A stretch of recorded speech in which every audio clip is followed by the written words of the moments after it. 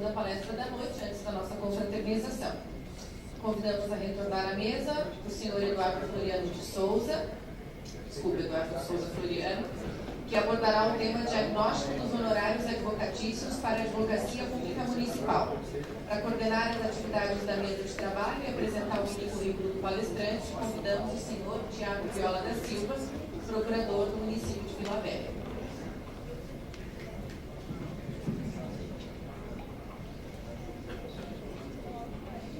Boa noite, Eduardo Floriano é procurador do município de Juiz de Fora, especialista em direito público e direito do consumidor e diretor de eventos científicos da NPM.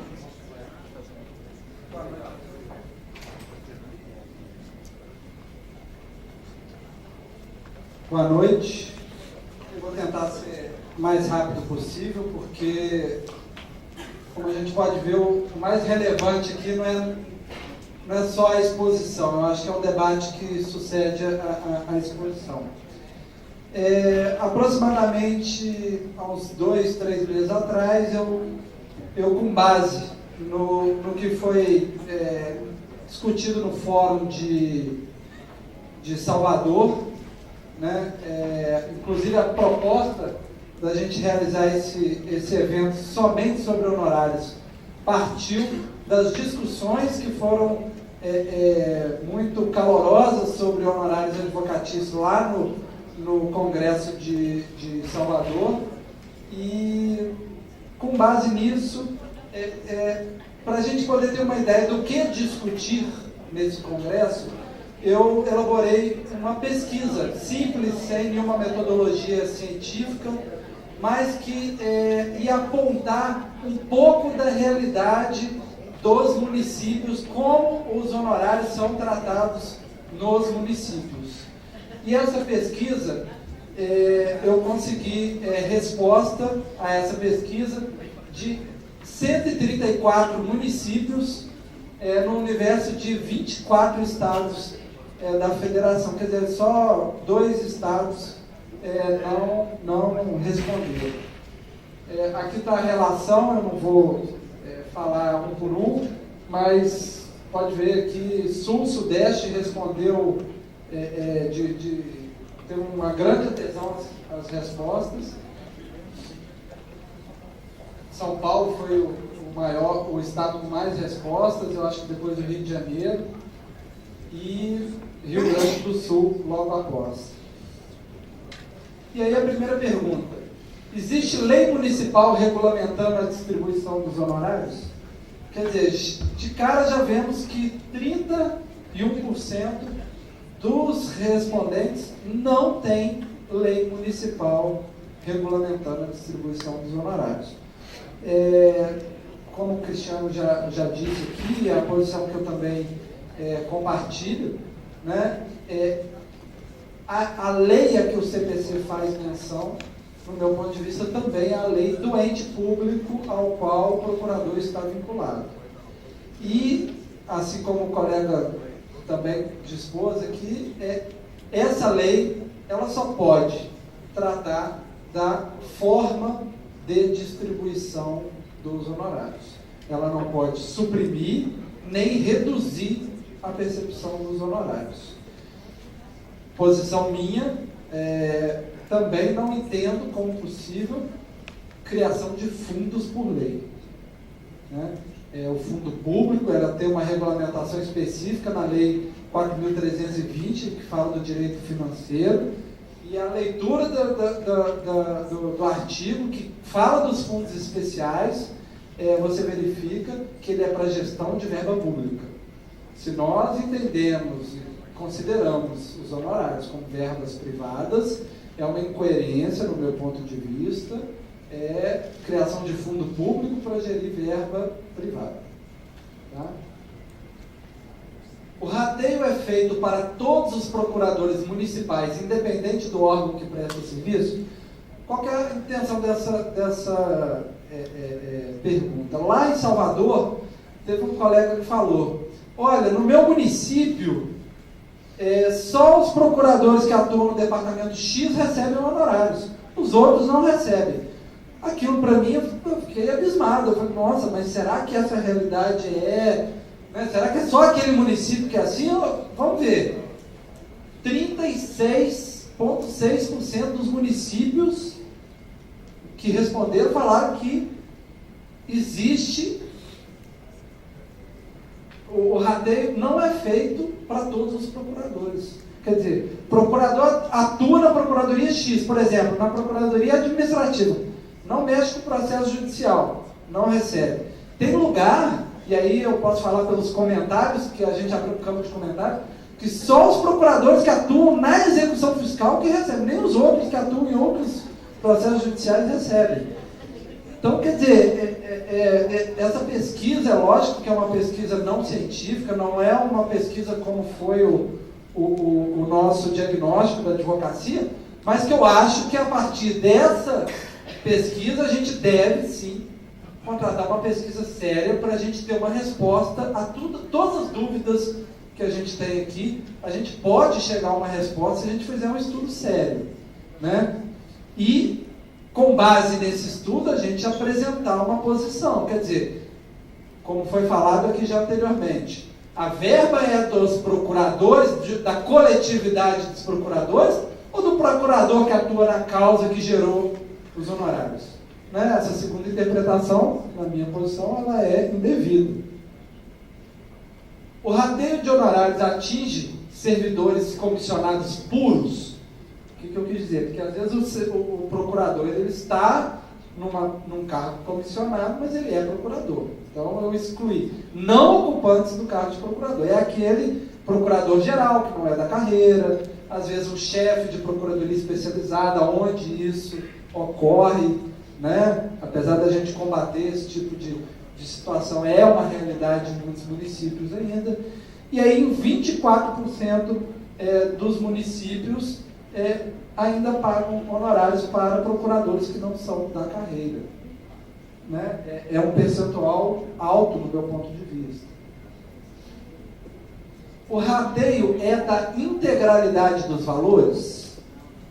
46% dos municípios não rateiam a integralidade dos valores. Então, você não está sozinho nessa, não. Realmente, esse número me assustou. Né? É um número.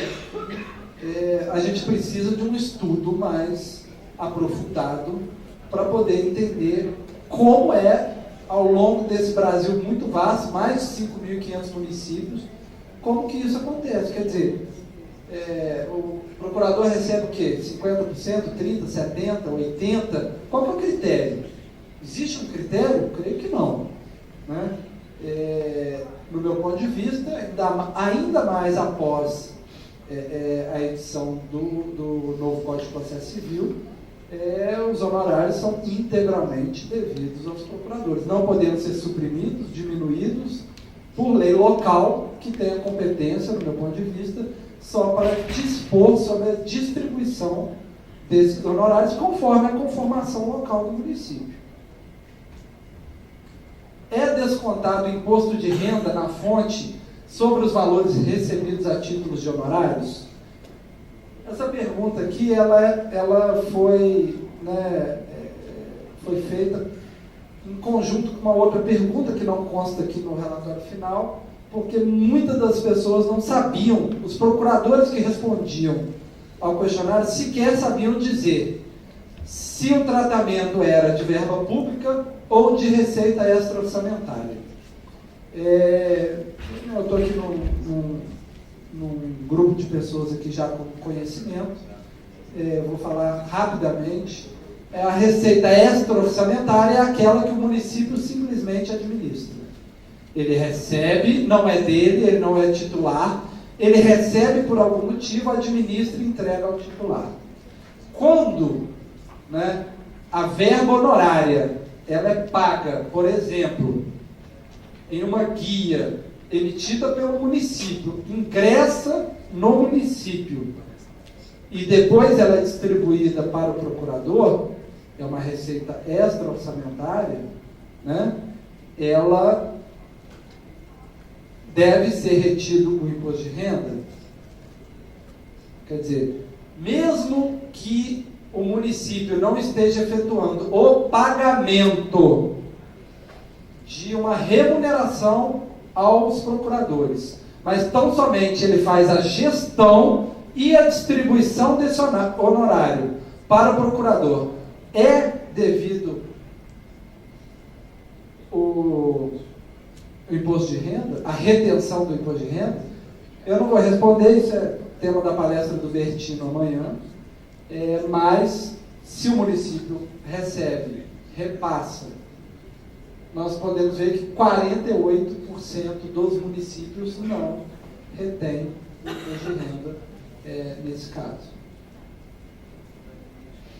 Incide contribuição previdenciária sobre a verba honorária, e aí esse percentual não me assustou, né? Um percentual de 6% incide. Por quê? Porque aí sim nós temos alguns municípios que dão tratamento para a verba honorária como uma verba pública.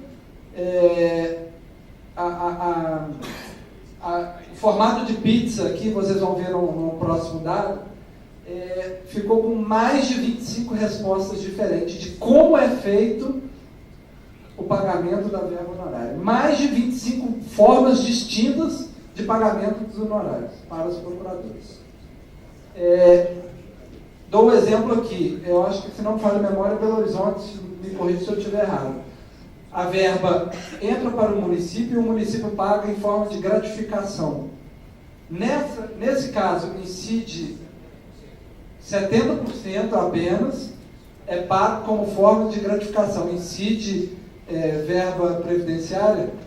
Não incide. Mas muitos dos municípios que tratam os honorários como verba pública e que, eventualmente, mesmo tratando como verba pública, repassam para os procuradores, incidem, em 6%, incidem a contribuição previdenciária.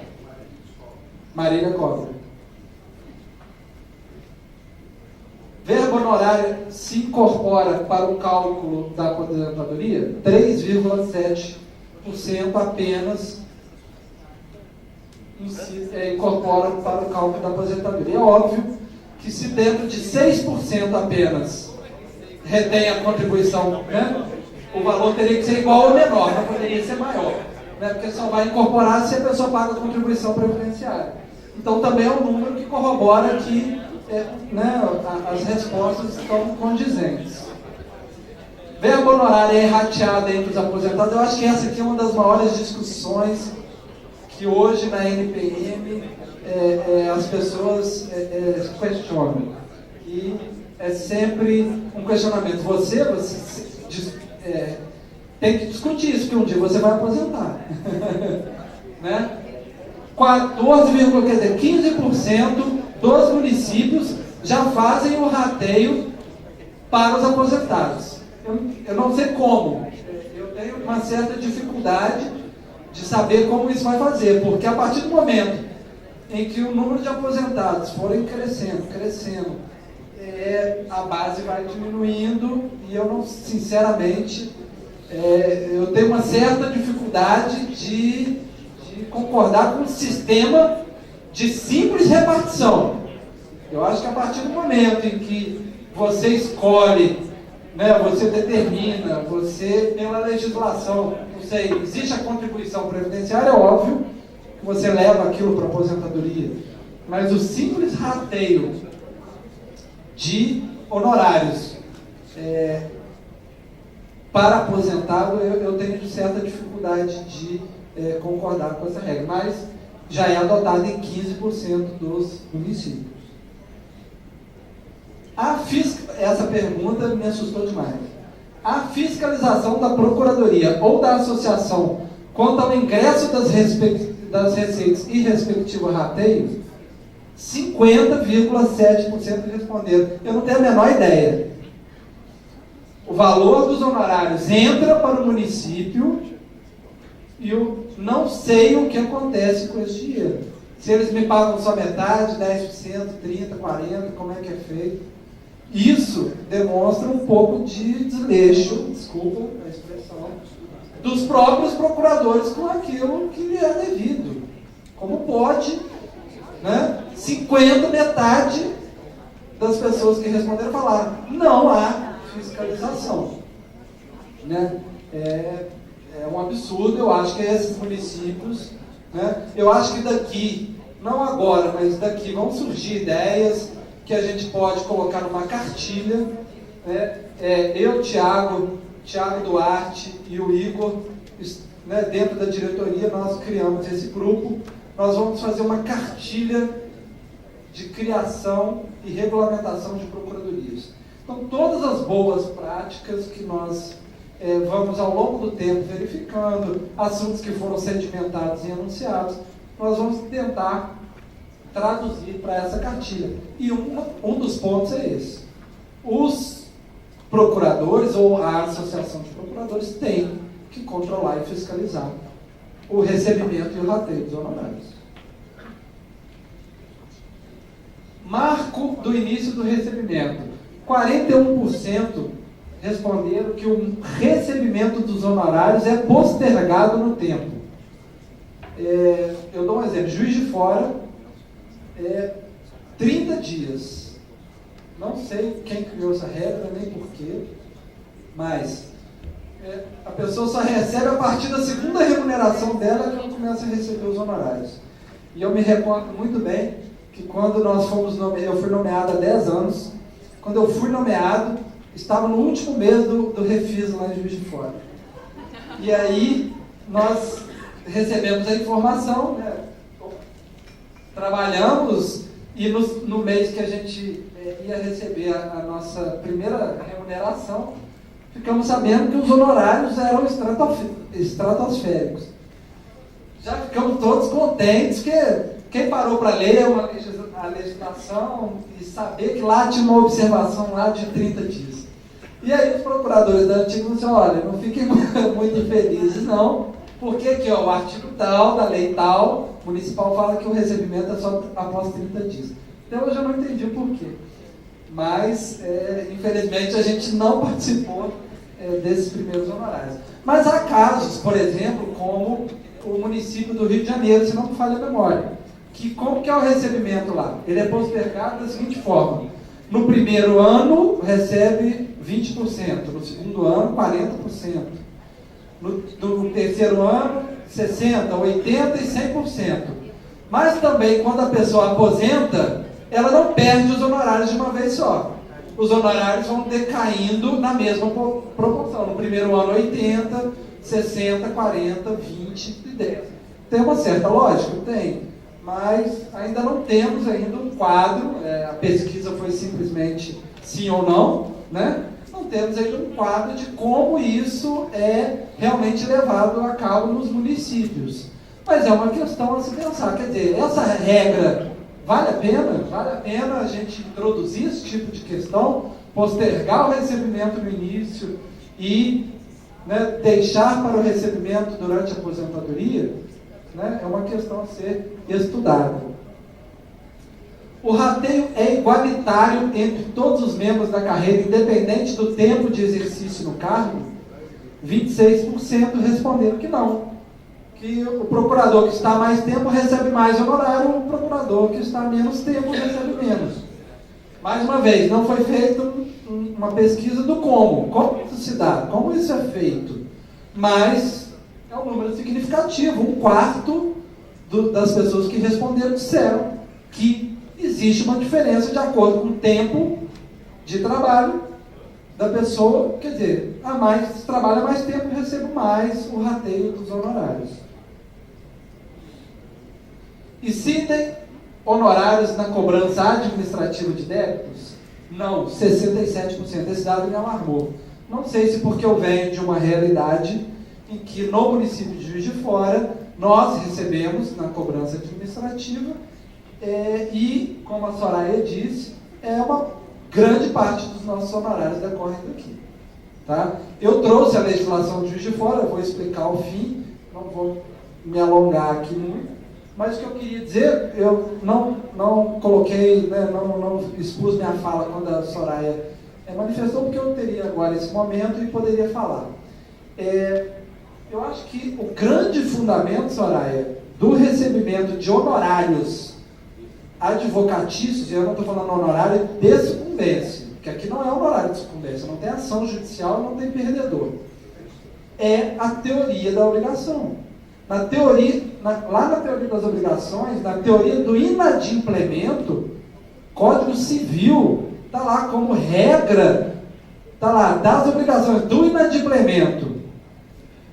O inadimplemento de obrigação gera como consequência o pagamento do valor mais juros, correção e honorários de advogado. Isso está no Código Civil, na teoria do inadimplemento das obrigações. Então, a partir do momento em que o município regulamenta que a cobrança extrajudicial do débito municipal, que é uma obrigação tributária, mas é uma espécie de obrigação,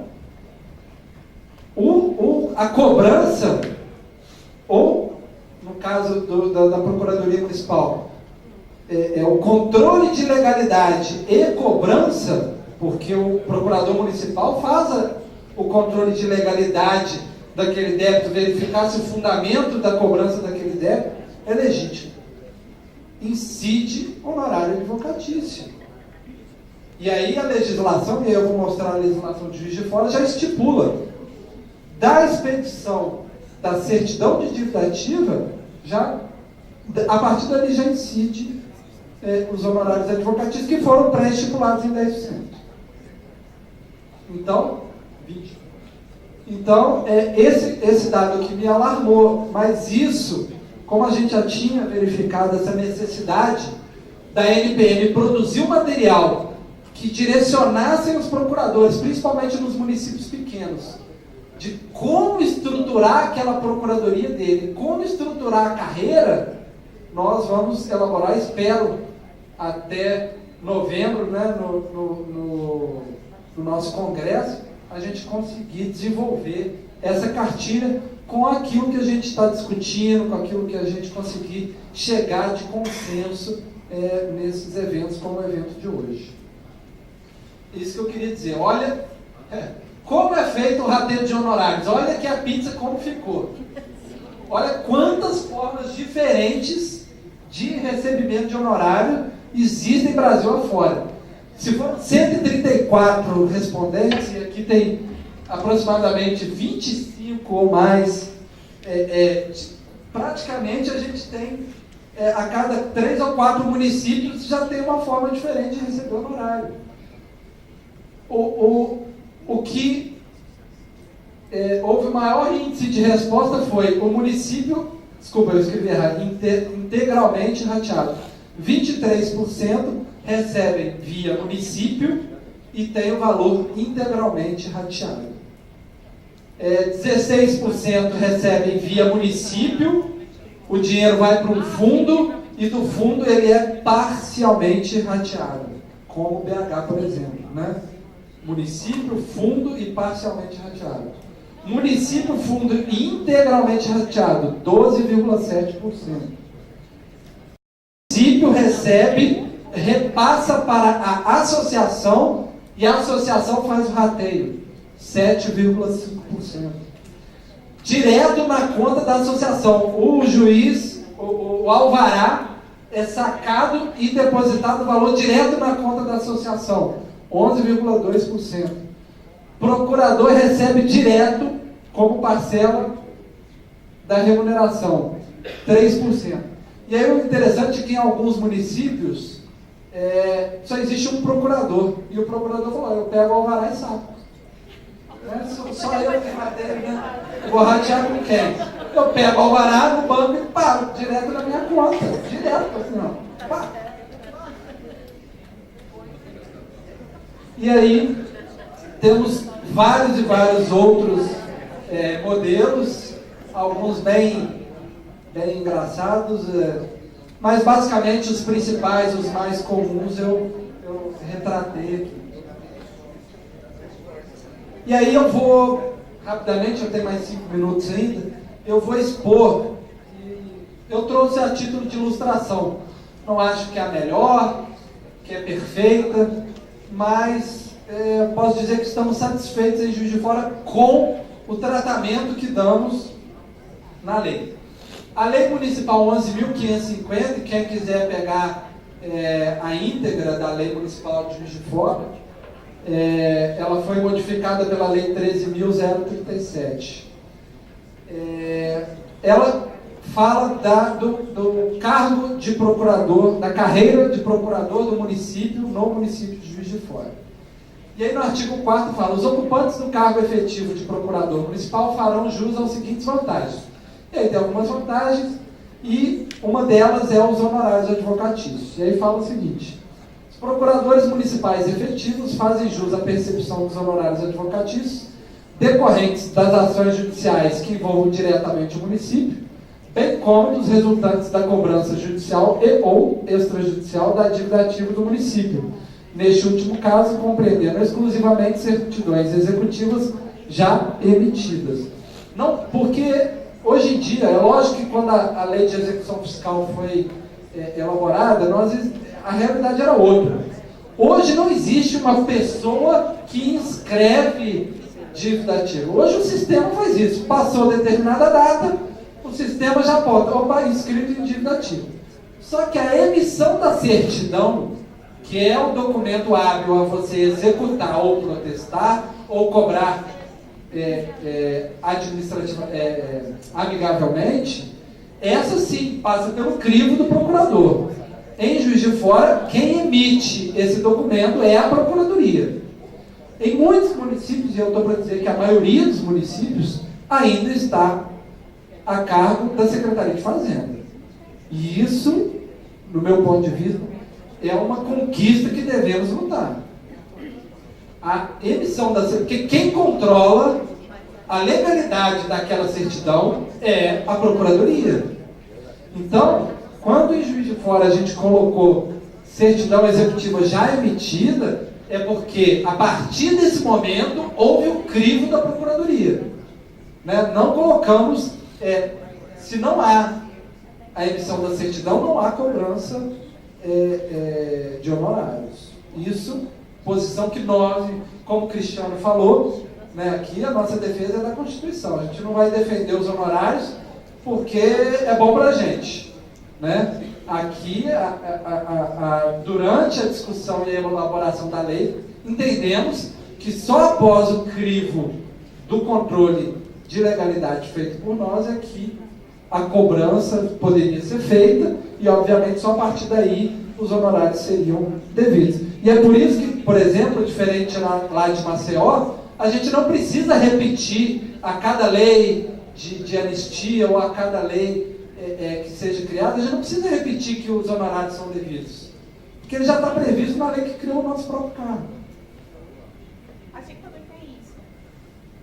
Aí, eu acho, a gente ficou só uma sugestão, mas percepção do secretário sendo colocado integral dos honorários para evitar questionamento de... Mas eu acho que é questão de realidade local. A gente nunca teve essa discussão, porque nunca houve uma discussão que poderia ser menos do que a integralidade. Por isso que eu concordo que seria uma... nos dias de hoje seria importante. Né? Mas, na época não se viu como necessário, porque não tinha essa discussão, é só metade, é 10%, é 50%, 70%. Os honorários advocatícios devidos aos procuradores municipais efetivos, oriundos da cobrança extrajudicial da dívida ativa, conforme estabelecido no parágrafo anterior, e que resulte em confissão ou parcelamento dos créditos consignados em certidão executiva, correspondem a 10% do valor total da dívida.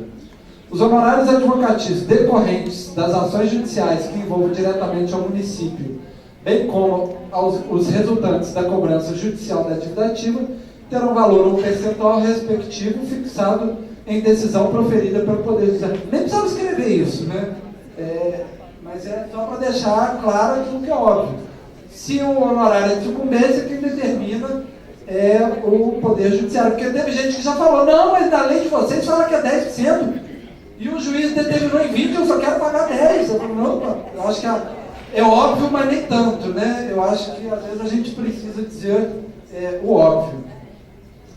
Os honorários, eu conversei com o Rafael aqui, é uma questão muito interessante. Os honorários advocatícios que trata o parágrafo 2º, somente para fins de cobrança, receberão o mesmo tratamento jurídico que a lei concede ao crédito tributário inscrito em dívida ativa. Primeira pergunta, o município podia falar isso? Não sei. Sinceramente, eu tenho dúvida. Mas por que isso foi colocado? Porque se a gente considera que a verba é privada, quando a gente executa a dívida ativa, os honorários a gente teria que executar por fora. A gente não poderia executar junto com o crédito tributário. Se a gente entende que o crédito não é público, que ele é uma verba privada, ele não estaria dentro do rol de... ele não poderia ser cobrado via execução fiscal. E aí o município, e aí obviamente no momento da redação da lei, a preocupação foi essa. Não sei se em algum município alguém já pensou nessa possibilidade, já houve alguma discussão a respeito disso. Quer dizer, o cara falou assim, opa, você está cobrando aqui principal, juros, multa, correção e honorário. Mas peraí, honorário é verba privada, por que você está cobrando junto com o crédito tributário? Então peraí, excelência, decota isso aqui e como o titular é o procurador, ele que entra com uma ação, ou a associação de procuradores, entra com uma ação na vara civil, cobrando o crédito dele que ele tem decorrente desse crédito tributário. É uma questão que essa lei ela é anterior à minha entrada na Procuradoria, eu não participei da discussão dessa lei, mas com certeza e aí deve ter acontecido algum questionamento desse, que foi colocado. Tem minhas dúvidas, para não falar que eu não concordo, eu falo que eu tenho minhas dúvidas. Eu tenho minhas dúvidas se a lei municipal pode falar que um crédito que não é público pode ser cobrado via execução fiscal. Mas é o que consta e pelo menos não houve. Hã? Então ótimo.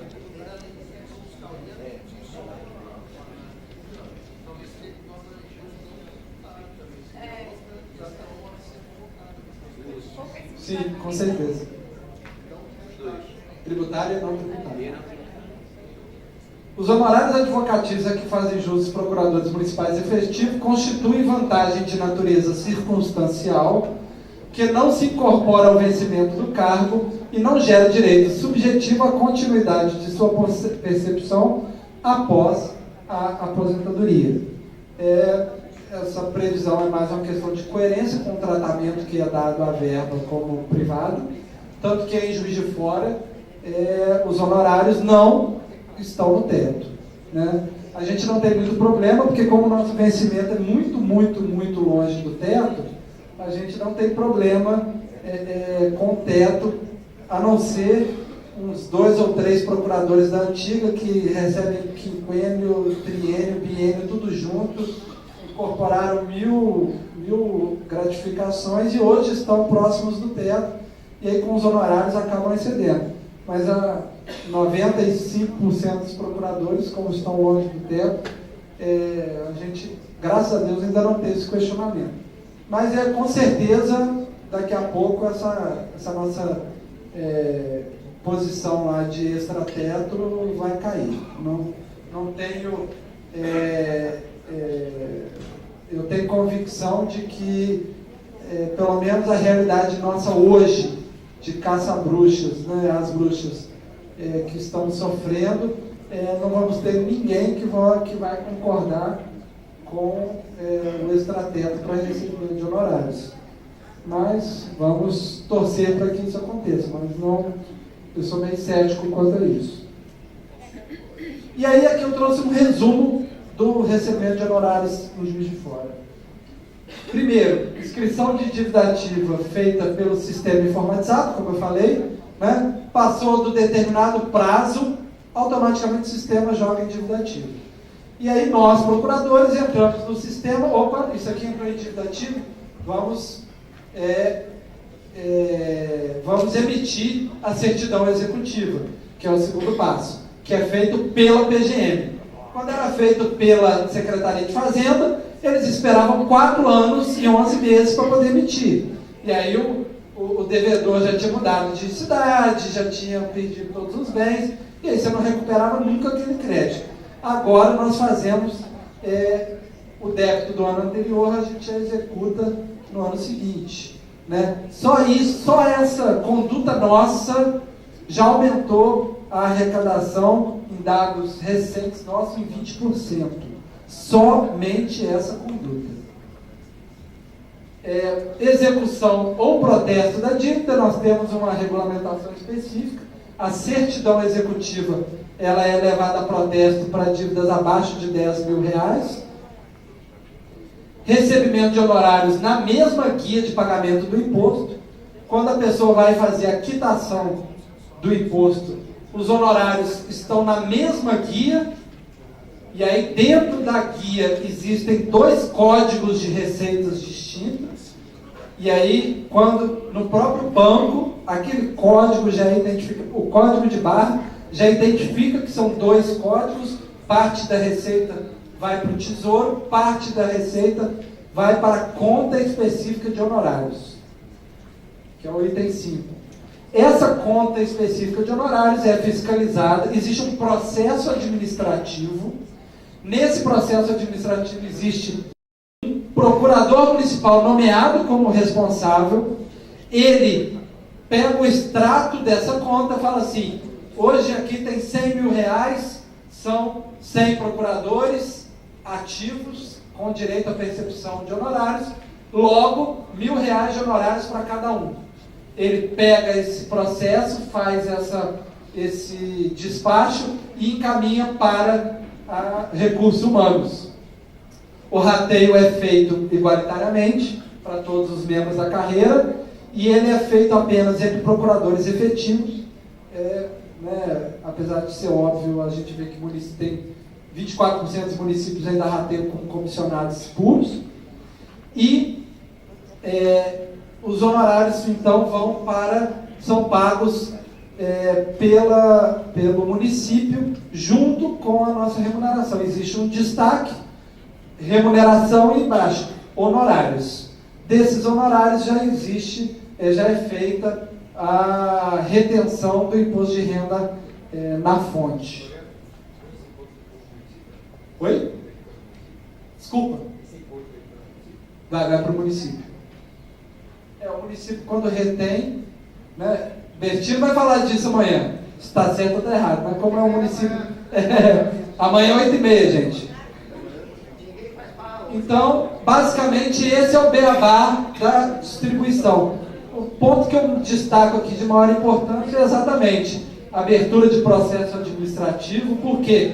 Porque isso fica público. Qualquer cidadão que quiser um dia, eu quero a cópia do processo que fala do rateio dos honorários, é público, está lá, ele pega, tira uma cópia, vai lá no portal da transparência, é tudo transparente, né? É feito via administração, obviamente todos os servidores sabem, acabam sabendo como que é feito esse rateio. Então, apesar, né, de alguns burburinhos, o processo é bem transparente e tem havido muito pouca discussão a respeito disso, principalmente no Ministério Público. Apesar das denúncias serem muitas, a transparência como a gente lida com o caso, inclusive foi elogiado pelo promotor, e a gente tem muito pouco problema relativo a honorários lá. Bom, rapidamente era isso que eu queria colocar. Eu sei que apresentar os dados de uma pesquisa pode ter deixado vocês com mais dúvidas do que com resposta, mas o que eu quis era mostrar exatamente a realidade. Eu acho que construir as respostas a gente vai construir coletivamente. Eu não sou dono da verdade aqui para poder querer impor a minha posição perante os demais. Esses são meus contatos. Quem precisar de cópia da apresentação ou de algum dado, de como eu tirei os dados, eu tenho 134 formulários de resposta. Eu coloquei tudo num documento de PDF, né? As pessoas que responderam colocaram que não tinha problema em tornar públicas as respostas. E eu tenho toda essa documentação, as respostas, os comentários, para quem quiser ter acesso. Beleza?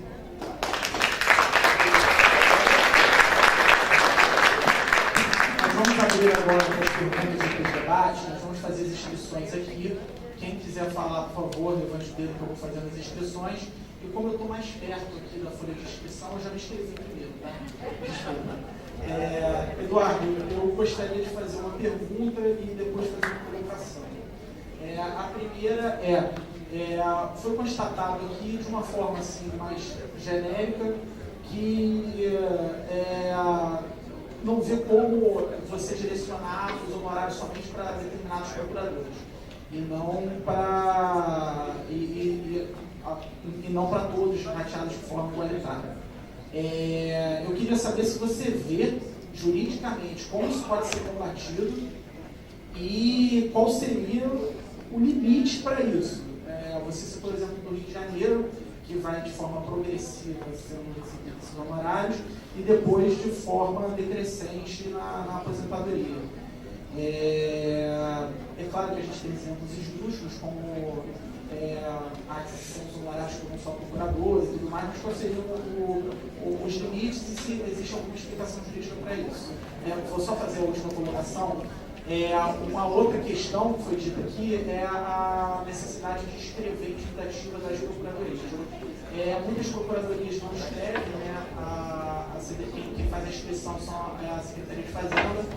Lá em Vila Velha a gente incluiu uma lei orgânica dizendo que tem que incluir a procuradoria, mas a gente enfrenta muita dificuldade porque a Secretaria de Fazenda não quer passar isso, o prefeito não quer passar também essa competência para a Procuradoria, e ao mesmo tempo disso, se vocês quiserem, ele vai passar tudo, mas sem estruturar o órgão. Então acho que a gente tem que pensar uma forma de, além do diálogo, forçar o prefeito a estruturar a dívida ativa, e já existem medidas judiciais que já estão sendo adotadas, como foi o caso de Belo Horizonte. Então é isso que eu queria colocar. Então, a questão do rateio dos honorários, eu acho que é a questão da representação.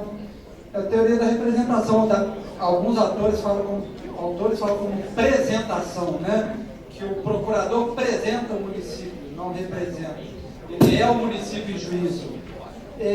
O procurador, a partir do momento que ele ingressa no serviço público, ele ganha como atribuição representar o município. Não é porque ele está no órgão A, B ou C que ele perde essa característica, né? Ele tem como competência natural representar o município. E por isso, né, vamos dizer, por ele estar na procuração, né, do município, ele tem uma procuração do município, desculpa a expressão, né, para representá-lo, é que os honorários a ele também é devido. Você não tem como dizer, o procurador A, que está no órgão A, recebe, o que está no órgão B não recebe. Isso geraria até mesmo a possibilidade do gestor escolher quem recebe e quem não recebe honorários, né? Eu acho que é uma questão muito clara, obviamente, na minha visão, é uma questão muito clara. O direito à percepção igualitária entre todos os procuradores da carreira decorre da competência, das atribuições inerentes ao cargo que todos têm capacidade de representar o município, não só em juízo como fora dele. Então, para mim é bem claro essa questão do limite, né? Todos indistintamente têm esse direito. Em relação a essa questão da Secretaria de Fazenda ou da PGM emitir a certidão executiva, a gente sabe qual que é o motivo, né? Eles têm dívida que prescreve sem ser emitida a certidão executiva. Tem dívida que o pessoal quer que demore a ser executada para no final não ter nenhum resultado, né? Temos aqui o caso de Marília. Posso citar o seu exemplo? O colega de Marília está sofrendo um PAD porque ele executou uma dívida, segundo o chefe dele, muito antes da prescrição. Muito antes A justificativa da portaria de instauração do PAD é: você executou uma dívida muito antes do prazo prescricional. Esse é o motivo para a abertura do PAD do colega. Está aqui o colega. Proibido ser eficiente. Marília, São Paulo, não estou falando Cafundó, não, cidade grande. Proibida a eficiência. Então, assim, a que ponto chegamos, né? A realidade nossa é cruel às vezes. Quer dizer, o colega executando com celeridade, né? Atendendo ao interesse público, sofrendo parte. Que ponto chegamos? Quem que é o próximo? Boa noite, meu nome é Priscila, eu sou de Natal, no Rio Grande do Norte. Eu fiquei com uma grande dúvida em relação aos sucumbenciais, porque inscrever na dívida ativa, cobrar os 10% é tranquilo, a guia e com as duas contas é tranquilo. Agora, como é que vocês cobram o sucumbencial? Porque tem gente que inscreve em dívida e paga, e a ação está ajuizada, só que ainda não houve despacho, etc. E tem casos onde houve o despacho inicial que fixou os honorários. Como é que a guia vai separar? Se tem já o despacho inicial do juiz fixando. Olha só. Deixa eu ver se eu entendi a pergunta. O juiz já fixou 10%. Aí a pessoa pegou o valor do principal, juros, correção, mais os 10% e depositou lá em juízo. Certo? Fez o pagamento em juízo lá. Pagou. Nesse caso não seria em juízo, seria com a guia.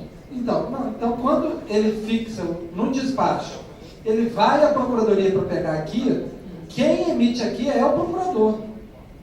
Lá quem emite a guia de qualquer processo judicializado é só a procuradoria do município. Aí você coloca então o o procurador vai pegar o valor do débito, vai acrescentar os 10%, vai emitir uma guia só, com o valor principal, juros, correção, multa e honorários em 10%. Mas no caso não já tinha 10%?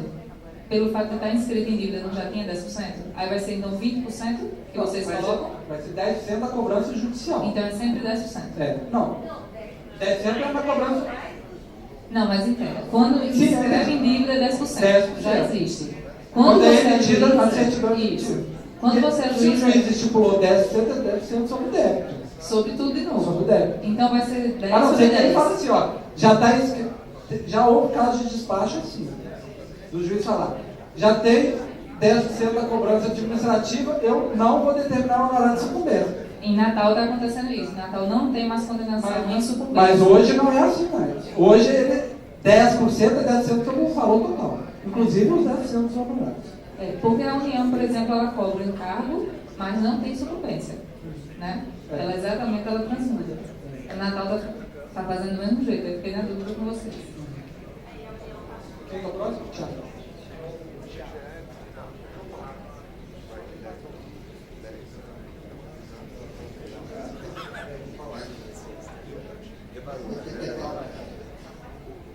Eu queria só falar rapidamente aqui duas questões. Eu queria umas impressões suas, Eduardo, a respeito de como funciona lá em Marília. O que você acredita se é ideal ou não, se é possível ou não? Por exemplo, lá nós recebemos, a gente repassa para o departamento a verba honorária como recurso extra-orçamentário, ele meramente administra e repassa para os procuradores, porque tem uma lei específica que especifica que vai ser rateado e, contudo, incide imposto de renda, contribuição previdenciária e desse valor que entra mensal, 1/6 é separado para férias e 13º. Ou seja, o nosso 13º, nossas férias é proporcional. Uma outra questão, isso é um ponto, queria que você dissesse o que você acha. O outro é sobre comissionados que tinham até então, lá foi declarada a inconstitucionalidade de cargos comissionados, no entanto, atuaram em processos e receberam de uma forma, né, eu até meio que coloquei aqui a situação, e eles alegaram que trabalharam, né, no processo, que eles eram advogados, com base no Estatuto da OAB, né? Inclusive, a gente fez toda a tramitação, processo administrativo, para ver, apurar, né? Levantar tudo certinho, mandar para as instâncias respectivas, inclusive mandamos para o Ministério Público e o Ministério Público simplesmente arquivou o procedimento, não chegou a promover sequer uma ação civil pública ou verificar a questão na esfera da instância criminal. Enfim, eu queria... porque aqui é importante, porque eu acho que entra na questão da natureza da verba, né? Se eles trabalharam, os comissionados, se eles falam que honorários particulares, em tese eles teriam uma parte, porque a execução está em andamento, porque ela está parcelado o débito. Seria outra questão também, eles pegaram todo o valor e quem está cuidando agora do processo, se houver uma inadimplência, são os efetivos. São esses dois pontos. Obrigado. É uma situação, a gente já tinha, né, até conversado antes. Primeiro, é uma situação que decorre de uma legislação ilegal.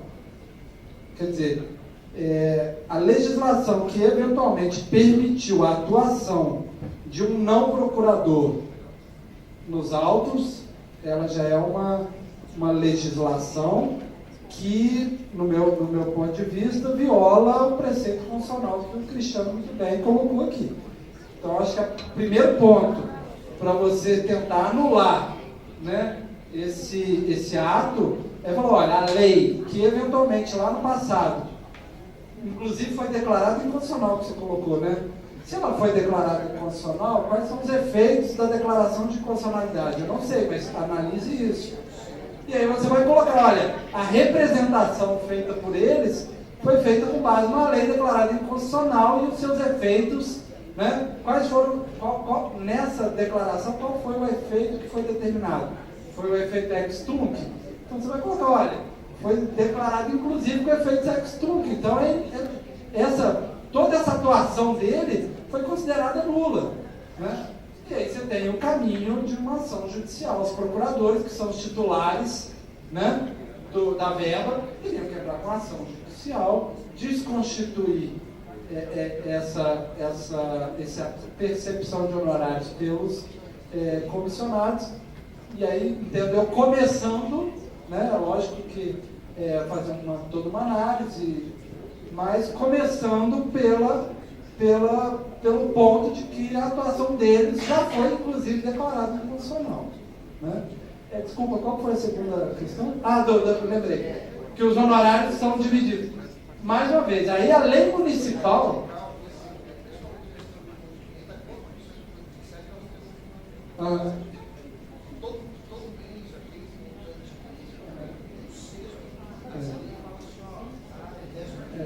Eu acho o seguinte, a partir do momento que a lei ela dispõe sobre o rateio, e o titular, tanto como o Cristiano já colocou lá desde 1994, pelo Estatuto da OAB, o titular é o advogado, e aí com a observação feita no Código de Processo Civil, que eu acho que veio reforçar a legislação anterior, falando que inclusive o advogado público, na forma da lei, essa lei, ela não pode dispor de forma que vai, exatamente como o Cristiano falou, a suprimir o direito que ela mesma está concedendo. Quer dizer, se a norma fala, os honorários são devidos aos procuradores, na forma da lei, obviamente a lei não pode suprimir o direito que o próprio CPC já entregou. Então, mais uma vez, a legislação municipal ela vai ter que ser atacada, do meu ponto de vista, né? A questão da contribuição previdenciária é uma questão, eu não vou responder porque Bertino amanhã vai falar 3 horas seguidas sobre isso. Vamos começar às 6 da manhã, melhor. Ele vai falar 3 horas seguidas só sobre isso. E não vai esgotar o tempo. Então, assim, desculpa, eu não vou responder porque eu vou invadir a palestra do Bertino amanhã. Tá? Gente, a gente tem 5 minutos só para terminar. Eu vou deixar mais uma pergunta. 2? Tá. Qual que é? Aqui, Eduardo. Rafael. Desculpa, eu sou Milton. Ah, tá. Não, eu só vou também colocar os apontamentos aqui, que eu acho que a forma, assim, essa lei ela só pode falar sobre rateio. E aí seria isso. Só que o grande problema é exatamente esse, é o rateio. A gente viu aí até na exposição do Eduardo que a forma de rateio tem milhões de formas de rateio. E isso acaba gerando alguns questionamentos, inclusive. Eu só pontuei alguns aqui, assim, por exemplo, o aposentado, o procurador que está aposentado, ele está incluído, ele tem o direito já está no CPC, o direito do advogado, esse advogado inclui o aposentado? Sim ou não? Você tem ali leis municipais e até da União que às vezes dispõe sobre o aposentado e em forma de escalonamento, entrar para sair. O Rio de Janeiro ele é assim, vai entrando, 10% para entrar, 20%, 30%, vai até chegar aos 100%, e para sair mesma coisa. Na União eles criaram, na legislação da União criou um percentual que fica eternamente recebendo. Isso caberia a quem dispor, é essa lei que vai dispor. Isso aí está falando sobre rateio também. Outra coisa também, a própria, que foi a fase anterior, a aplicação do teto. A aplicação do teto também, de certa forma, ela pode ser entendida como rateio também. Porque se nós estamos falando sobre aplica-se o teto e redivide depois, uma coisa é você aplicar o teto e esse dinheiro retornar para o município, ou para o Estado, para a União, de acordo com o ente federativo. É diferente de a própria lei municipal dispor sobre rateio. Quando cortou, divide no mês seguinte, isso aí também é rateio. Então, esse rateio também está relacionado com o teto constitucional, eventualmente. Pode acontecer também. Eu também tenho uma certa dificuldade, eu já até conversei com o Bertino várias vezes sobre isso, se tratar exclusivamente com verba privada, do ponto de vista operacional mesmo. Você pode colocar, tudo bem, eu acho que funciona perfeitamente bem numa procuradoria com um município, com um procurador, que aí ele tem o alvará e vai lá e busca. Agora, a partir do momento que você tem uma procuradoria grande, como que vai ser essa consulta? Aí vai se defender a associação. Mas a associação você não é obrigado a se associar. Você pode ser, eventualmente, o cara não quer ser associado. Aí ele não vai receber honorários? Ou, em outros municípios também acontece, tem brigas e tal, cria-se outra associação. E aí, como é que fica? Então, muitos lugares, assim, quando tem procuradorias maiores e valores também econômicos, valores envolvidos muito grandes, até na União aconteceu isso também, e em outros lugares tem se criado esse conselho, por lei, um conselho que é um órgão do município, mas composto por procuradores, aí tem diferenças de composições, justamente porque para conseguir fazer esse rateio, distribuir uma forma, e mesmo assim criando esse conselho, você, essas questões específicas que eu falei atrás do rateio, acaba que gera uma maior segurança se você colocar na lei essas questões. Tanto é que essa escala para entrar e para sair, nos lugares onde existem a aposentadoria que eu conheço, essa escala está na lei, ela não está ali aberta para o conselho definir. E eu vejo dificuldades também, se for, mesmo no caso de Salvador, se você eventualmente coloca para a associação resolver isso, aí a associação, em determinado momento, hoje eu perguntei lá para o Bertino, falou assim, hoje a aposentado não recebe, mas eventualmente poderia fazer uma assembleia e tal e receber. Então nós vamos fazer sempre, nós vamos criar e extinguir direitos de acordo com a maioria eventual que tiver na associação. São perguntas assim, só para demonstrar um pouco que eu acho que não é tão simples, assim, o rateio, só o rateio, isso tudo tem envolvido com o rateio. Rafael, só para te... eu tinha comentado exatamente essa questão com o Thiago, que para mim a lei perfeita para rateio de honorário é a seguinte: o rateio dos honorários será definido em norma criada pelo Conselho Superior da Procuradoria. E, parágrafo seguinte, o Conselho Superior da Procuradoria vai ser formado somente por procuradores. Porque, primeiro, Desculpe, data vênia é quem vai ouvir a associação. Mas note só um pouquinho, quando você cria isso, você já está desconfigurando um pouco a natureza privada. Porque quando é a natureza privada, você está tendo um órgão público ali para poder gerir. Não é um órgão aí público. não é totalmente privado, que está lá em Salvador, que seria, por exemplo... Mas é exatamente para lidar com aquilo que você falou, mas a associação, quem não quer se associar? E se tem duas associações?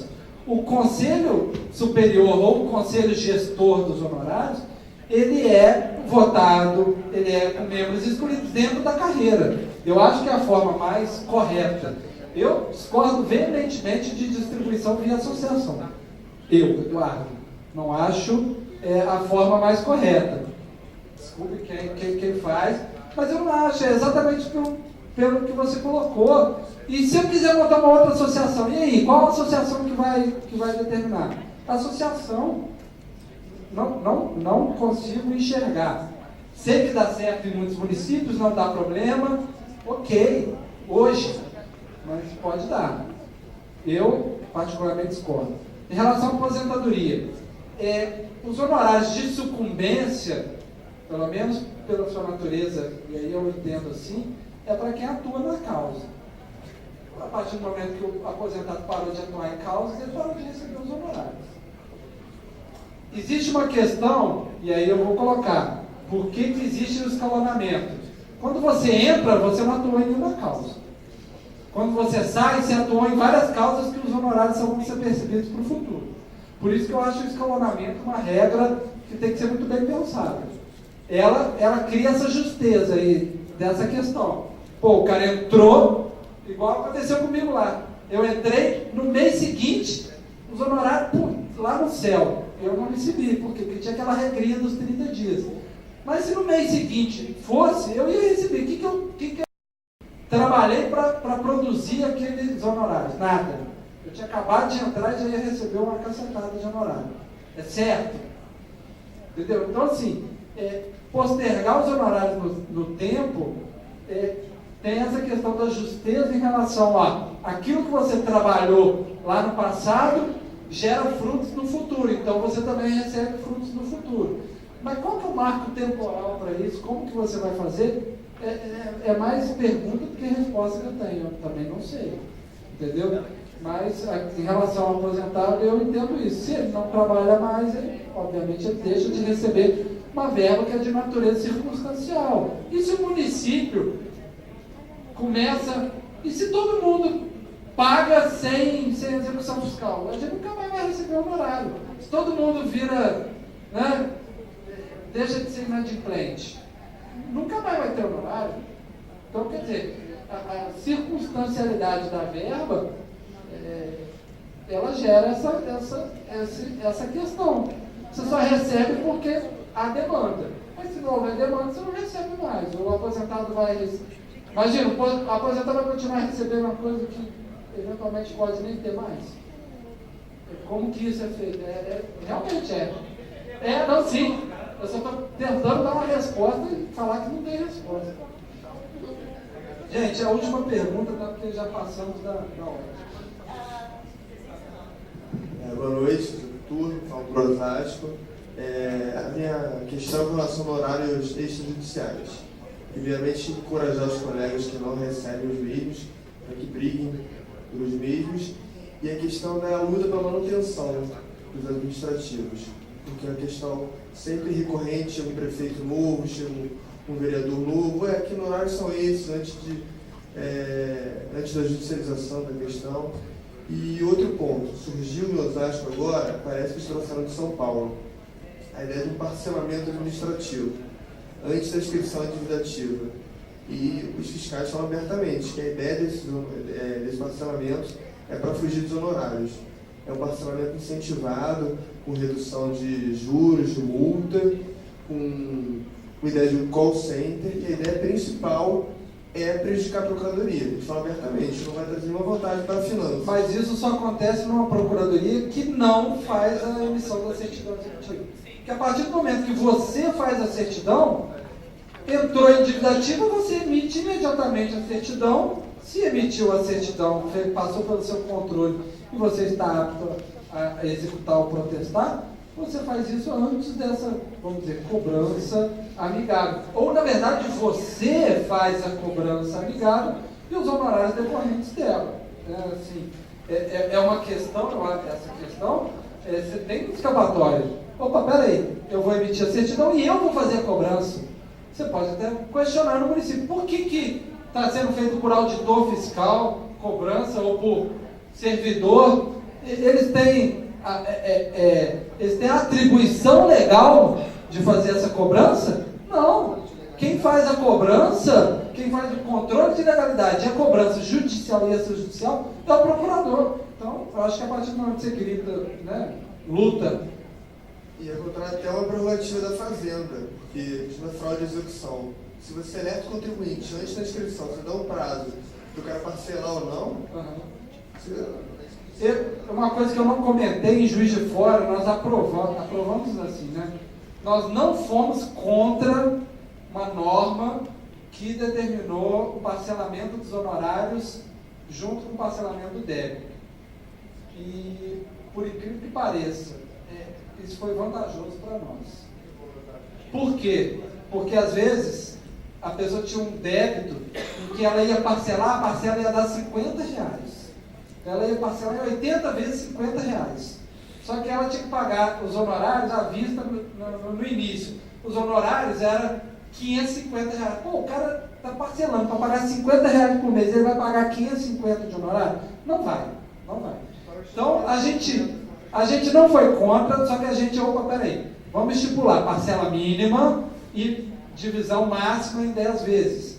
E aí vai na mesma guia. Cara, o parcelamento que teve com essa regra, nossos honorários, primeiro, que a gente não recebeu um pico de honorário no mês do parcelamento da anistia, porque os honorários foram... Então a gente recebeu 10 meses aquilo parcelado. Não tivemos problema com o teto, não tivemos problema de olho grande dos outros. Você recebeu 20 mil de honorário esse mês, porque... Não, foi uma média de honorário durante 10 meses recebendo aquilo parcelado. Foi um espetáculo.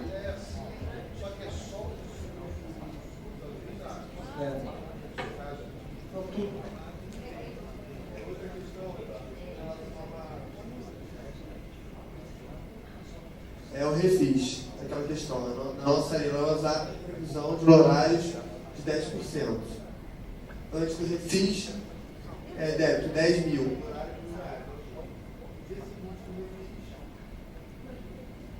A dívida cai para 6 mil, agora para R$400. Existe uma briga muito grande na carreira para brigar ou não pela manutenção dos valores reais. Por exemplo, eu acho que a Anne está aqui, no município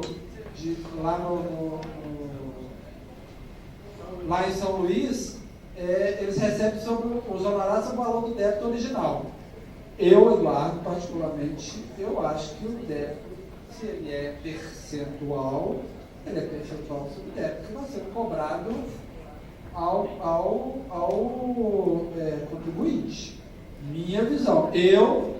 Lá no nosso município, o percentual é 10%. Se a lei diminuiu a base de cálculo do nosso honorário, paciência. Minha visão. Eu acho que essa norma é mais tendente a ser questionada pelo Ministério Público, mas tem certos municípios que dá certo e está indo sim. Eu, particularmente, não concordo. Oi, Eduardo. Mas aí eu acho que é liberalidade da associação de estar tratando junto com o município, porque Campinas, por exemplo, inclusive eles ganharam na justiça, existe um precedente judicial quanto a isso, dizendo que a lei municipal não poderia estabelecer desconto sobre o valor. Mas não está falando que o percentual deixa de ser 10% e passa para ser 5%. O que está falando é o seguinte, o débito era 10 mil. Não, sim, mas automaticamente... Aí o débito passou a ser 5. Sim, mas salvo engano, isso aí foi esse caso aí que foi o caso de Campinas. Uhum. Esse desconto não poderia incidir sobre a parcela dos honorários, porque a parcela dos honorários até então, vamos supor, era 10% sobre 100 mil, com desconto passou a ser 10% sobre 50 mil. Então, ele não poderia ter esse reflexo na verba privada dos procuradores. Lá em Vitória, por exemplo, nós fazemos por liberalidade, até para não ter nenhum conflito com a Câmara e até com o prefeito e com a sociedade, de colocar a Procuradoria como se fosse um óbice à realização de acordos. Então a gente faz por liberalidade, mas aí eu acho que vai depender de cada situação local, porque se a associação quiser topar essa briga contra o poder, o executivo e o próprio município, ela tem fundamento para tanto, acredito eu. Acho que o TJ tem um precedente. Isso tudo vai muito da forma como os procuradores lidam com o poder executivo e legislativo. É interessante. Se é só na porrada, se é só discussão, dificilmente vai conseguir. Pessoal, a gente precisa literalmente fechar. A rocha.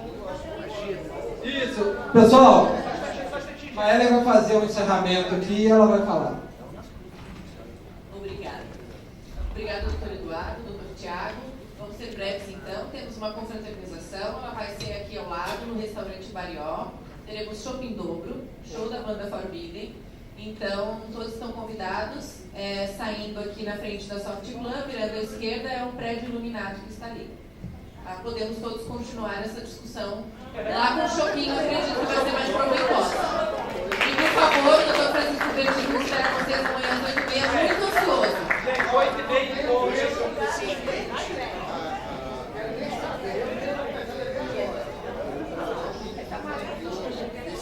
Gente, só queria dar um recado aqui. Nós hoje estamos presentes aqui em 43 municípios do Brasil todo. De quantos estados? De 15 estados diferentes, tá?